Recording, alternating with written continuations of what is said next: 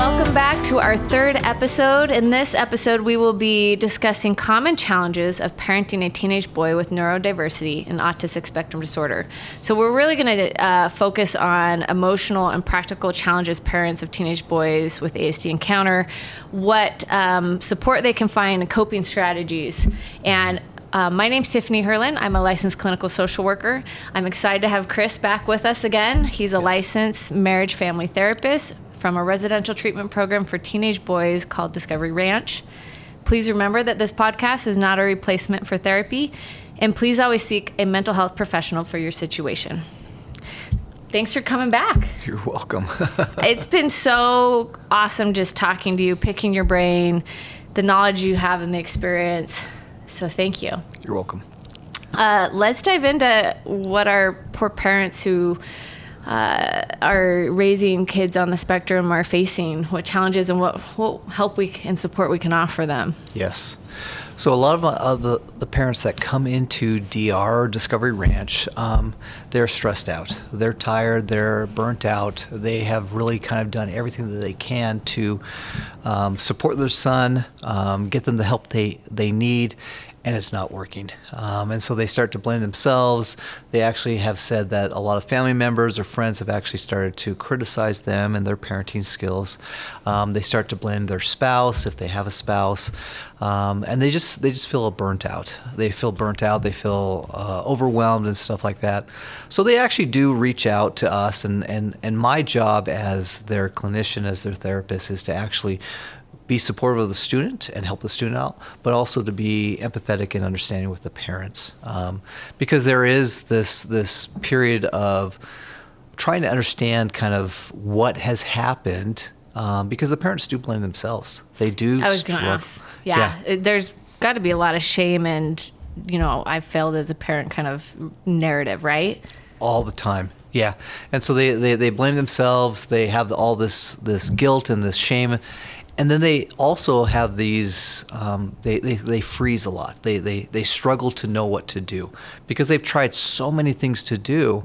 And my job is to really kind of tease that out and to kind of help them understand that, hey, your son is this way, and everything that you did has finally got him to us, but you have been successful in a lot of different areas. And now you have a team working with you. You're not alone. Now you're not alone.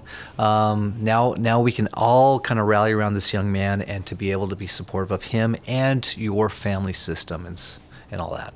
Yeah, the parents that often end up needing residential treatment with their son, I mean, they're just, like you said, they're just done. They're burnt out. I think even I've witnessed this too, that they feel this guilt when they do place their son at a residential treatment center. They have relief. Yes. Oh, yeah. Like, oh, good. I can sleep now. I can sleep, but do you feel guilty about that? Yeah. Because it's like, I just sent my kid away. Yeah. And I have to really kind of say, hey, enjoy the sleep. Enjoy this time. Enjoy being able to sleep at night, to not lock your doors, to be able to put your knives back into your kitchen, to be able to put your screwdrivers back into your garage, to be able to do all the stuff.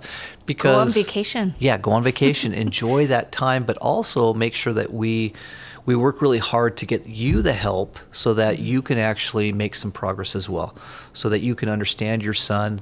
As your son is developing and growing and becoming a better person, you as well are learning all these skills to be better as well. Well, and I'm sure as a licensed marriage family therapist, you're also looking at the family dynamics of helping the parents realize, like, there are times that you may trigger your son or you may play into saving him or enabling him, right? And helping them realize, like, there's things they can do to change the dynamics and to parent differently to help not only their son, but also themselves. Yeah. So when they do leave Discovery Ranch or when they go on visits, we're really teaching their sons how to self-advocate, to be able to say, hey, this is too stressful, or this is, and for the parents to be flexible enough to be able to alter their plans or to change up stuff that they can change up. And there's things that they probably can't.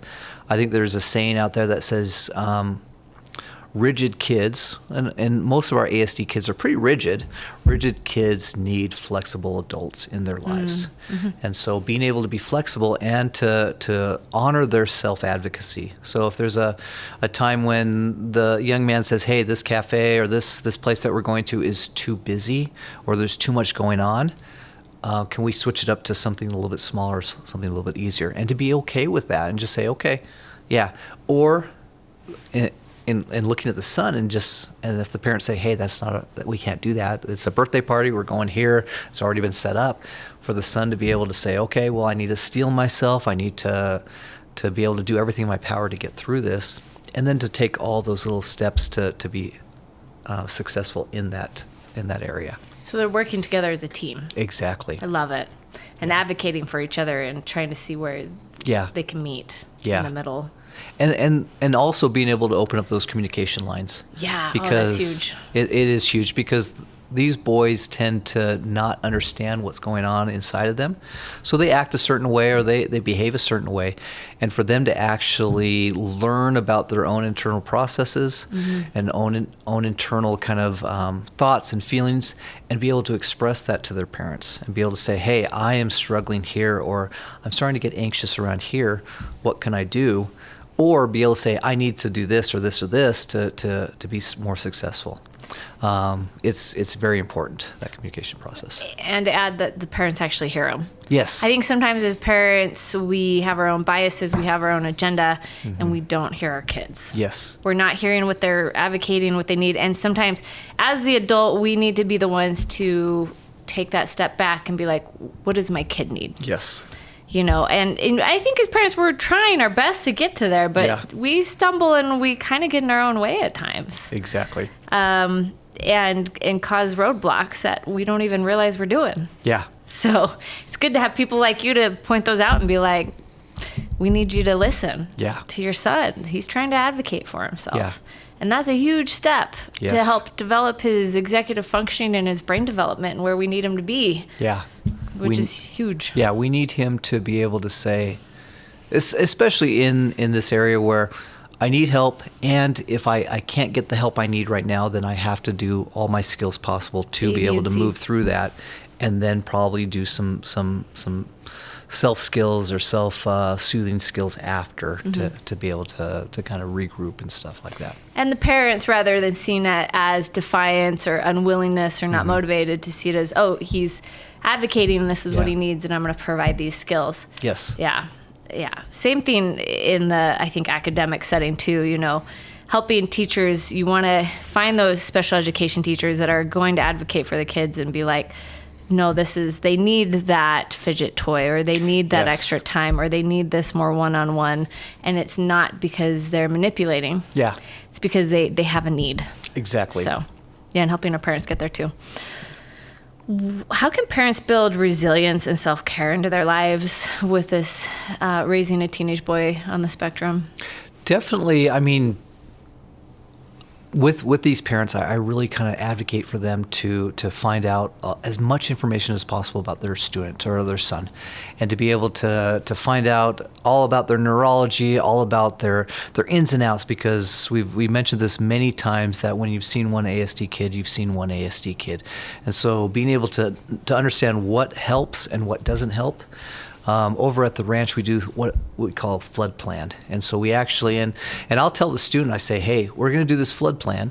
And it's not for you, really. It's for your staff. It's for me. It's for the people around you to be able to help you in certain situations. When you're, and I'll kind of tone it down a little bit and say, when your brain falls out of your head and you are not thinking properly, this is for the staff to be able to support you and help you.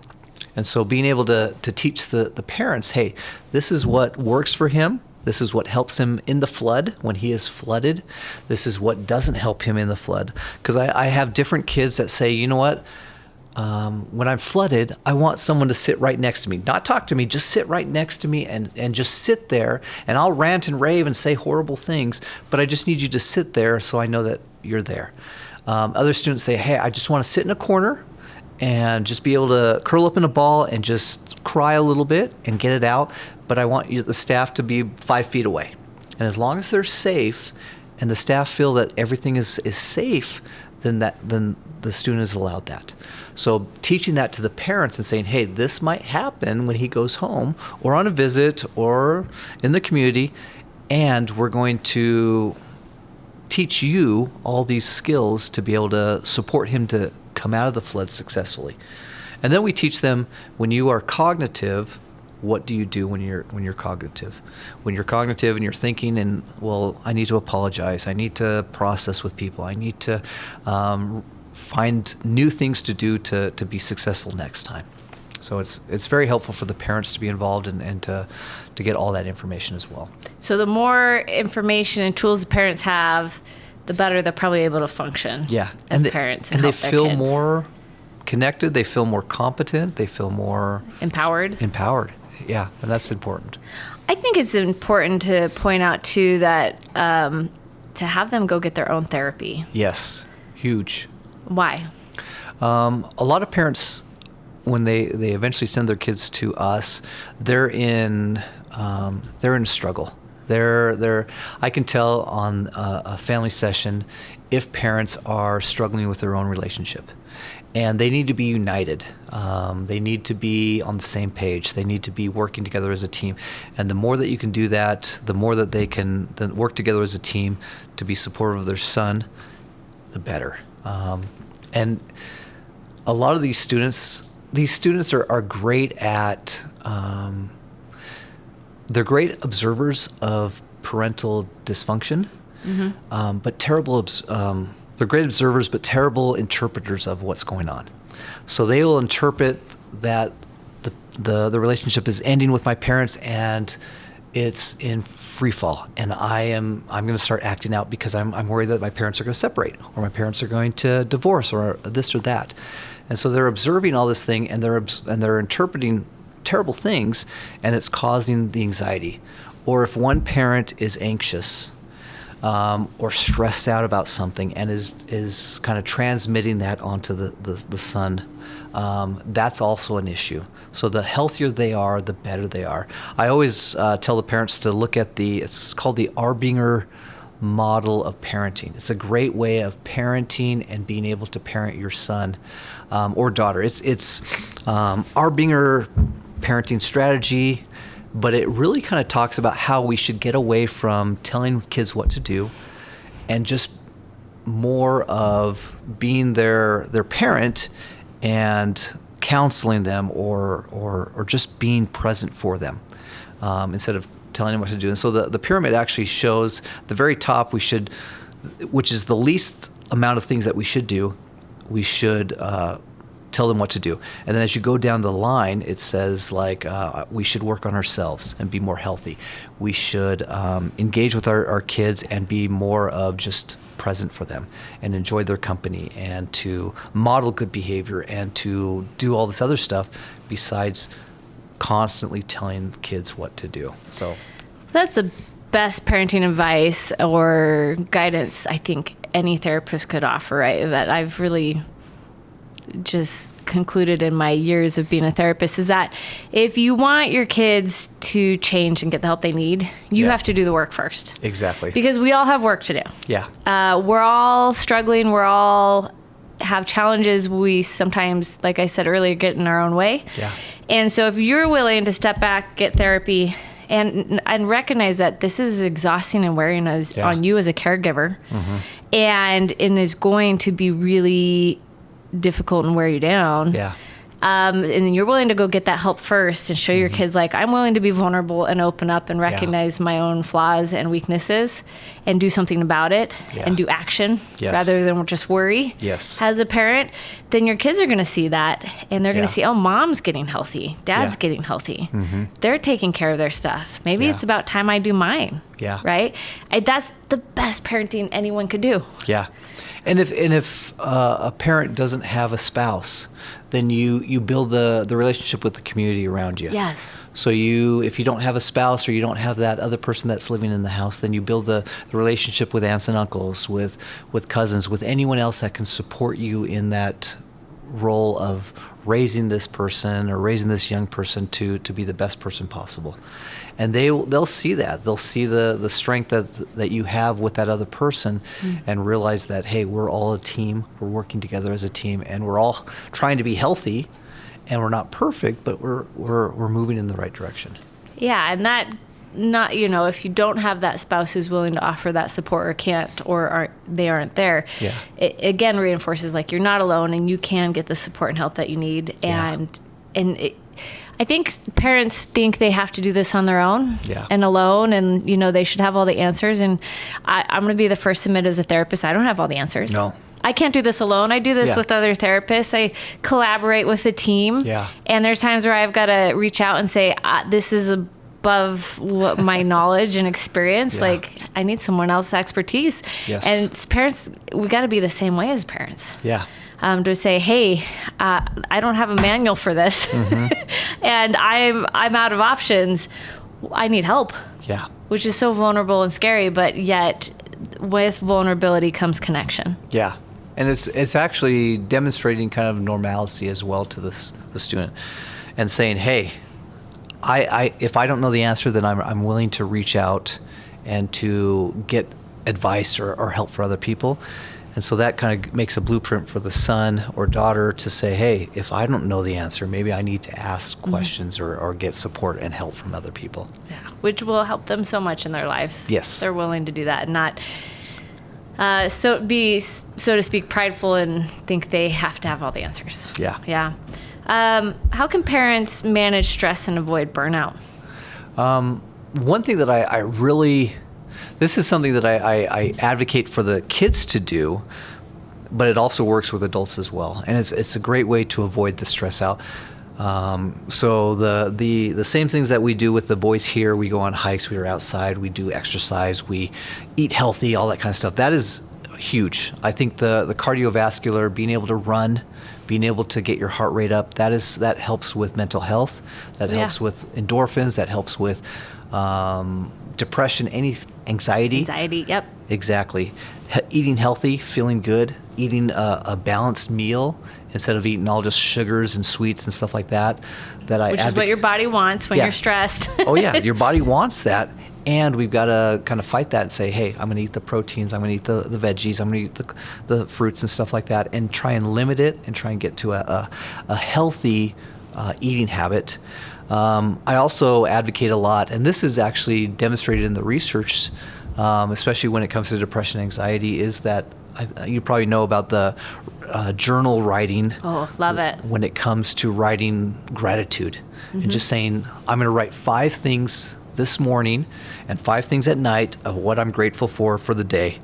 And it takes a few weeks for you actually to start to feel a little bit more sound and a little bit more better, but if you're consistently doing that, you will actually start to feel better about your life and you realize that you have so much stuff going for you, and that life is actually better than what your brain is telling you. It shifts your focus and helps ground you. I mean, there's lots of research about gratitude lists. Exactly. And not just like be positive, but actually really trying to find that silver lining and those things that you can be grateful for genuinely. Yes. Yeah. And not just fake it, right? Exactly. Yeah.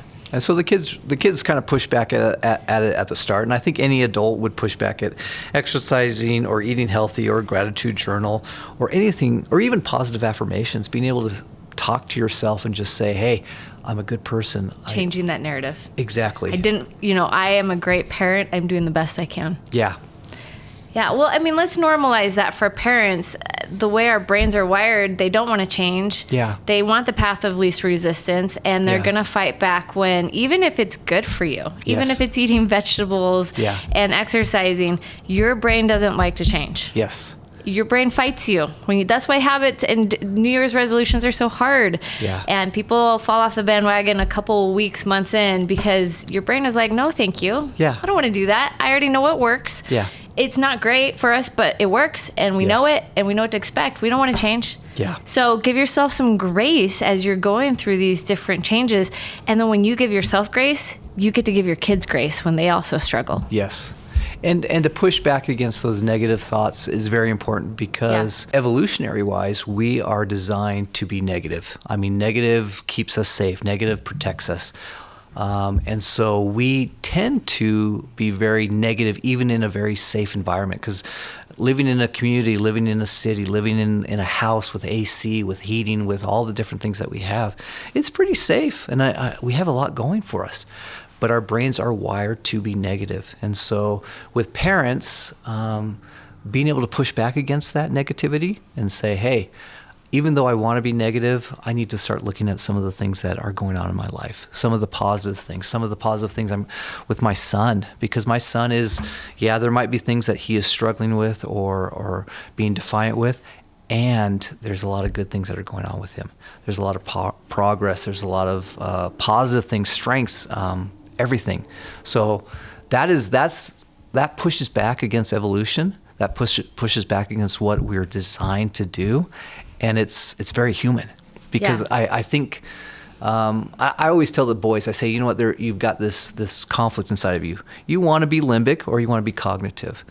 You want to be able to think your way through things, which is cognitive, or you want to be able to just be kind of this, not an animal, but just kind of this rude or push back on society and stuff like that, and just be limbic. We kind of say it's so either their wizard brain or their lizard brain. I don't know if you've heard that term. I've heard that term. Yeah, I like that one. But yes, so when it comes to parents, we really have to have those positive affirmations. Yeah. We really have to kind of, even if we have to write them down and be able to say them out loud in front of a mirror every single day, in the morning, at night, and just say these positive things, because it will, when you're driving and all of a sudden that part of your brain goes really negative. Yep. I'm not good enough. I'm not good enough. I'm a horrible mother. I'm a horrible father. I'm gonna, my family. Yeah. My family's in the gutter and stuff like that. We've got to say, no, things are going as well as they can. I'm going to look at the positives and do better.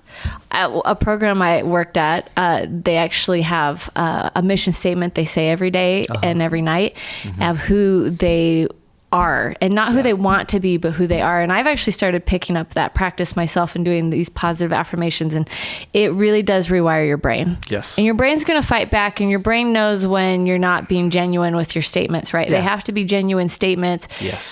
So you start where you can, even if it's, if you can't say you love yourself, start where I like myself, right? Yes. You start where you're at, where your brain's not going to call you on your BS. Yeah. But it is so powerful for your brain. Yeah. And again, like I said, it opens up the door for you to set an example to your child that you can change. And you can rewire your brain and fight against your brain's need to feel safe and want to do the path of least resistance. And it gives you give yourself grace, which allows you to give your child grace when they are struggling to change. Yeah. So. No, I agree. Yeah. Parents, we understand and we see the stress and the burnout that you're in, and we know that you're not alone in it. Yeah. And there is a way to manage it. It's not easy, and it's not going to go away overnight, but there are ways and things that you can do over time that will strengthen you and empower you to not get to that level where you just are unraveled and can't go anymore. Yeah. And recognize when you need a break. Yeah. And some parents might be listening to me like, Tiffany, I don't ever get a break. Yeah. Yes. But yes, there are times you have to fit those in, whether it's a 5-minute meditation here, or it's asking for a relative to just sit with your son, whatever it is, even if it's 5 minutes, 10 minutes here, finding those moments to get your respite. Am I saying that right? Like that moment of peace. No, you're absolutely correct. You're absolutely correct. So if that moment of peace is at the gym or just walking with your son, but you can take that moment where you're taking some deep breaths, where you're having some positive affirmations, where you are meditating or doing yoga or anything that gives you that moment, or even talking to a trusted friend or a therapist. Yeah. And being able to open up to that person and use that person as a sounding board and just say, hey, I'm struggling and I need some support. If that works for you, then do that. Yeah, you've got to get your nervous system regulated. Yes. Because the more you can be that steady adult who's showing how to regulate your nervous system, the better your child is going to be at managing theirs. Yeah, because the phrase that I use with the kids, and I've used this before in this podcast, is worry is like a rocking horse. It makes a lot of movement, but you don't get anywhere. Action is what is going to create some lasting change and create some better outcomes. And so the more that you actually push yourself, and we don't like that. We would rather be on the couch in the AC, relaxed, and just doing our stuff. But that's not going to help us with the burnout. That's not going to help us with our sons or daughters' issues. We need to do some action, meaning learning about this, the diagnosis, learning about what to do, how to help, what to make better. Because it's these boys that I'm working with, they are part of that path of least resistance. They want to just sit around and play video games all day and not go to school and not do anything. And eat sugar all day and chocolate and just have fun. And that's pretty similar. I mean, a lot of teenagers want to do that. And that's not going to help them. It's going to actually keep them back. It's going to make it worse. Doesn't get them out of their comfort zones. And comfort zones are where, what is this saying? Comfort zones is where nothing grows. Exactly. Right? Yeah. I once had a parent, and we were talking about stress. And I let the parent, and I consider myself I go to the gym. I wake up at 4 a.m. A lot of my parents know I wake up at 4 a.m. I go to the gym at 5, and I have this, I really I do a lot of stuff at the gym because I love the gym. It makes me, it rejuvenates me because the kids can run rampant around me if I don't go to the gym. And I have a history of depression and anxiety in my family, and I don't want that. I don't want that to overtake me because I want to dedicate and to have full focus in on work and on family and all that kind of stuff. So I go to the gym and I work out. So in talking to this one mother, she said, "Chris, I'm stressed out all the time, and stress is my enemy. Stress hurts me. Stress is the worst. It makes me worry, and I just get stuck in my stress, and it causes me to overeat. It causes me to do all this stuff that is probably not the best for her and her family." And as we were talking, I realized that stress for me, and I let her know in not so simple words, but I let her know that, hey, stress for me is an ally, is a friend. And if we can get to that point where stress is actually a good thing, it gets us up in the morning, it gets us working, it gets us to learning about our work and how to help other people and how to be supportive of other people, that is huge. So stress, and I wanted that for her, and so we talked a lot about how we can find out and work with stress as an ally instead of an enemy, because stress for her stopped her growth. Stress for me makes me want to grow because I don't want stress to overcome me, to get to the point where it's too much. It's motivating. Yeah, it's motivating. Interesting. Yeah. So it's helping parents change that perspective as well. Exactly. Not only their son. Yeah. Love it. Let's shift gears a little bit. What are some practical strategies for parents to help manage the behavioral challenges they have with their teenage boys with ASD? Because that will help the stress eventually. So definitely getting the help that they need. I think becoming more healthy themselves. Yes. I think in marriage and family, I always say marriage and family school, but at Pepperdine University when I was going to school and stuff like that, they had a hierarchy of in a family. And so if you are in a relationship or you're married or anything like that, your main person that you are going to develop that relationship with is your spouse. Okay. And then the second tier is your kids. So you work on that relationship with your spouse, and that is the number one thing that you work on so that you can be the healthiest people possible and focusing on your kids. So doing that is going to be paramount. I'm working on that. But then also realizing that each kid is individualized, and to be able to say, hey, I need to learn more about this kid or my son, and to move and shift with their son's growth. Yeah, I mean, I like to look at each kid as like a little puzzle piece, right? Oh, or yeah. a puzzle that you're trying to figure out and put together, and every puzzle is different. Yes. You don't get the same kid who has the same puzzle pieces. Yes. You get another one, and it's just trying to figure out how to piece them and what they need to help navigate those challenging behaviors that all kids have. Yes, and that's huge. I call it like the Sherlock Holmes paradox. I'm like Sherlock Holmes when it comes to the kids, and so I think parents have to be the same way, because every person that is growing up in that family is going to be different, and they're going to be different characteristics and different personalities and different anything, and you have to just be able to shift and change and to be able to be supportive of their needs. Yeah, it's not, again, it's interesting because we're asking the teenage boys who have ASD to move out of that concrete Yes. thinking. We're also asking parents to do that as well, because sometimes we get stuck in that. Oh, yeah. As parents with our concrete, like, oh, all Yeah. kids are the same, and this worked for one kid and it's going to work for the other. And it's like, well, yeah, Yeah. wish it was that easy. Yes. Yeah. How can parents promote independence and self-advocacy in their teenage son? In my opinion, especially with that question, is to be able to not rescue. There's this really interesting drama triangle that I really kind of promote with my parents, and it has and in that triangle it talks about the family systems and the family relationships and how to not parent kids. A lot of kids play the victim role, and they want to be the victim because it's easier to be rescued, it's easier to be coddled, it's easier to be it's less stress. You don't have to take accountability when you're in a victim mode. Exactly. And some parents actually enjoy being the rescuer or being the persecutor. They enjoy telling the kid what to do, or they enjoy coming in and saying, I'll take care of those problems, and I'll go talk to the teacher, or I'll fix this problem for you. And so we have to kind of upend that and do this corrective family drama triangle, where instead of being a rescuer, you're now a coach. Or instead of being a victim, you now are a self-advocate, where you advocate for yourself, where you actually take responsibility and accountability for yourself and move in the direction of growth and productivity.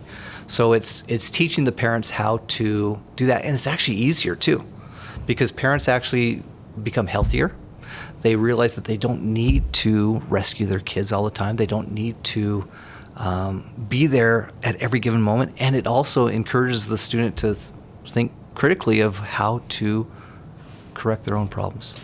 Well, I love the marriage family therapy perspective of it's not just the boy we need to fix. Yes. It's looking at the whole system, because the system all plays a role. Every one of us, we're a piece in the chess game. Yes. And we all have a role that we play, and we have systems and patterns. And unless we disrupt those systems and patterns, we're going to keep doing the same thing, even if this boy changes. But if you put him right back in that game, in that environment, he's going to fall right back into it. Yeah. No matter how much therapy he just got. Exactly. And that is so paramount, because I would hate to have this, and I use the analogy of, because parents are saying, when will he be ready to come home? And I say, well, he's not cooked enough. I mean, he's not coming out of the oven yet. He needs a little bit more time to cook at Discovery Ranch so that he can be ready to be brought out and given to you. But you guys need to do the work too, because if you guys aren't ready, he's going to go back, and he is, like you were saying, the path of least resistance. He's going to want to sit and play video games all day. He's going to want to snack. He's going to want to just do all the stuff. Fall back into that victim mode and make you guys the persecutor that you're talking about. Yeah. Or the rescuer or whatever. Yep. But you've got to hold steady. And so I encourage the family, especially after Discovery Ranch, to have their own therapist, but also to continue the therapist with the parents or the parent, and to make sure that everyone is still following the model that has worked so well for him. Which leads me to this next question. What role does sibling support play in families with teenage boys with ASD? It's huge. It's huge, because a lot of times siblings are often, and we talk about the students or the ASD students being pushed to the side in school or feeling like they're being bullied and stuff like that. But siblings at times feel like they are not being focused in on. They're not paid attention to. Especially if they're like, doing well enough. Oh, yeah. Because they don't need the attention their ASD brother does. Exactly. So all of a sudden the ASD brother or sister gets 90% of the attention, and then all of a sudden you have this student, this son or daughter that is neurotypical and doing actually pretty well. And then they start to, in the family system, start to act out to get attention. And so they are now seeking struggling attention. With their mental health. Exactly. So I've actually have back in the day, when I was at another facility, we had a student that was about to go home. He was golden and stuff like that.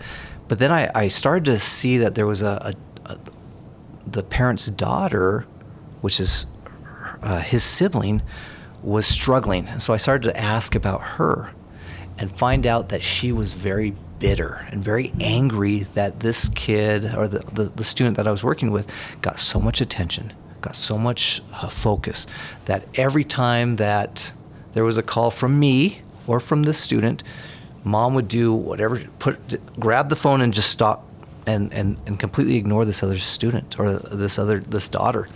And she was so bitter. And she confided in me and says, you know what, when my brother comes home, I hate him. I'm just gonna make sure I talk to him and let him know. And so we did a lot of therapy with her to try and help her out, but he was coming home soon, and so we actually got her into her own therapy.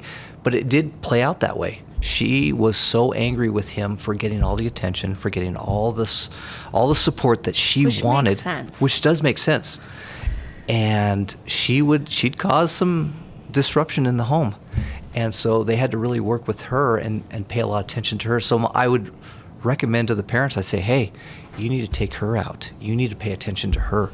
Mm-hmm. You need to do things with her, and just all your time and attention needs to be focused in on her at that time, because it's not fair. Discovery Ranch, we're actually starting the process of looking at a siblings day over at Discovery Ranch and because we have Parents Day, which is great, but we don't include the siblings. And so the siblings are usually left home, or they're left in the hotel while parents come and they learn about their boy and how to help him and support him. But we want to now shift it a little bit and just say, probably once a year or twice a year, let's have a time when we can actually have the siblings come in and spend some time with them and do some therapy with them, and actually show the siblings the work that their sibling is doing, but also help them understand what this sibling has gone through, what their neurology is, and then pay attention to them and listen to them and to support them, because they're kind of that lone voice that's not being heard. Yeah, which is sad. I love it. What great family systems work. Yes. To recognize, because if you had sent that boy home without recognizing that sister had some needs and needed help, I mean, it really could have set him back. Yes. And set the family back after all the work they just did. Yeah. And so recognizing that there's so many pieces at play, yes, and we can't ignore those siblings. Yes. Who are supposedly doing well. Yeah. Because again, a lot of times they're good at masking. Yeah. And trying to hold together because they know mom and dad's stressed and they don't want to be another burden. You know, they already see the trouble that their siblings causing and this anxiety, or maybe they're worried about their parents' marriage, things like that. So, but deep down inside, they're struggling mentally, and then they do start acting out. Yes. So. And a lot of these siblings have also been the brunt of violence from a lot of our students. They're scared. They're scared of possibly having that student come home, or so you got to do repair work with them. Yes. And show them, because a lot of times we do just family therapy with the parents, and these students are gone for a year, 2 years, and then all of a sudden they're coming home, and the parents are saying, "Hey, in 2 weeks your brother's coming home," and they're like, I only know my son or my brother from 2 years ago when he was violent and aggressive, and now you're saying he's coming home. That scares me to death. Yeah. And so we should include especially if we know that the student is coming home sooner than later, we start to include the brother or sister in that, so that they can actually start to see the progress and say, hey, and to allow them to know that they have a voice, that they can actually ask for support, help, that they are not punching bags, that they're not... that their feelings matter. They're valid. Exactly. They're seen. They're heard. To end, what is one thing you would want parents to know who are struggling with a teenage boy with ASD? I think this sounds cliche or kind of easy to say, but you're definitely not alone. There's a lot of support and a lot of help out there. And with the parents that come in, they feel alone. They feel like they have suffered in silence. And I hate that. I hate to see parents who have not reached out or felt like they were just alone, or people would say, hey, you're a bad parent or anything like that. No. This is a student or a son that is struggling with their own mental health issues, and you're not alone as a family. There's support, there's help, and I want to be able to support you guys. I want to be able to help you. I want to be able to grieve with you and be sad with you, and then to be happy with you, and to realize that this is a journey. This is a journey that you don't have to do alone. It's something that's going to be tough and hard and stuff like that. And we can do it together as a team. And I think ultimately there's hope and healing. Yes. Even though at times you may feel completely devastated and discouraged. Yes. And that there isn't a light at the end of the tunnel. Yeah. There is. And I hope you can share some success stories in our next episode of parents you've seen and students you've seen heal and grow together again. A lot of success stories. Funny success stories, too. Good. I'm excited to hear those. Yes.